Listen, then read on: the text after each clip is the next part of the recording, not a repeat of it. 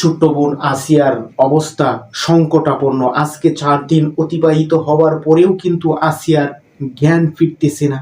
ফরিদপুর থেকে ঢাকা সিএমএইচে উচ্চতর medical board গঠন করা হয়েছে। কি নিষ্ঠুর আচরণ, কি নিষ্ঠুরভাবে নির্যাতন করা হয়েছে এই ছোট্ট ফুলের মতো নিষ্পাপ একটি মেয়ের সাথে। কারণ আমরা মায়ের গর্ভে জন্মগ্রহণ করেছি, আমাদের সন্তান আছে, আমাদের বোন আছে, আমাদের স্ত্রী আছে, সকলেই তো মা বোন। তাদের সাথে এমন নিকৃষ্ট আচরণ করার আগে, বিশেষ করে ছোট্ট বাচ্চার সাথে আপনার বিবেকে একটি ভারও বাঁধেনি? আপনারা কেমন মস্তিষ্কের, কেমন মনস্কের মানুষ? এই ধরনের মনুষ্যত্ব বিকৃত মানুষগুলাকে সামাজিকভাবে চিহ্নিত করতে হবে, সামাজিকভাবে বয়কট করতে হবে।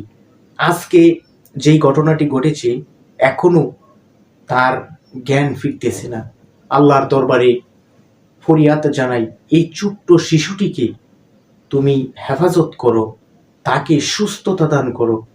আর যারা এই ঘটনার সাথে জড়িত সেই সকল জানোয়ারদেরকে, কুলাঙ্গারদেরকে আল্লাহ দুনিয়ার মাঝে তুমি একটা দৃষ্টান্ত বিচারের ব্যবস্থা করো।